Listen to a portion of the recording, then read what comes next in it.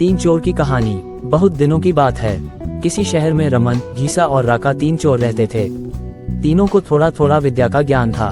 तीनों चोरों को विद्या का ज्ञान प्राप्त होने के कारण बहुत घमंड था।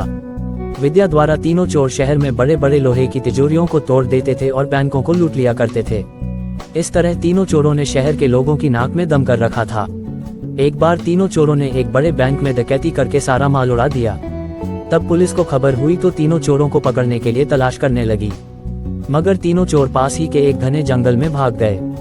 तीनों चोरों ने देखा कि जंगल में बहुत सी हड्डियां बिखरी पड़ी हैं। रमन ने अनुमान लगाकर कहा, ये तो किसी शेर की हड्डियां हैं। मैं चाहूं तो सभी हड्डियों को अपनी विद्या के ज्ञान द्वारा जोड़ सकता हूं। घीसा को भी विद्या का घमंड था तो वह बोला, अगर ये शेर की हड्डियां हैं तो मैं इनको अपनी विद्या द्वारा शेर की खाल तैयार कर उसमें डाल सकता हूं।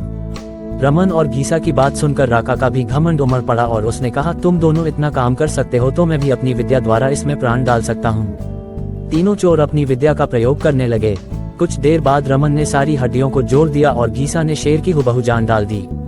थोड़ी देर में तीनों चोर सामने एक जीवित भयानक शेर को देखकर थर-थर कांपने लगे, मगर शेर के पेट में तो एक दाना नहीं था।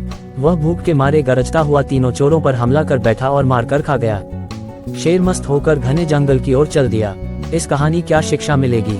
दोस्तों, इस कहानी से हमें यही शिक्षा मिलती है कि कभी घमंड नहीं करना चाहिए। घमंडी को हमेशा दुख का ही सामना करना पड़ता है। यदि तीनों चोर अपनी विद्या का घमंड न करते तो उन्हें जान से हाथ न धोने पड़ते। हमें अपनी विद्या का प्रयोग सोच समझकर करना चाहिए। वीडियो देखने के लिए धन्यवाद। ऐसे ही और वीडियो देखने के लिए हमारे YouTube चैनल गोडिया टीवी को सब्सक्राइब और लाइक जरूर करें।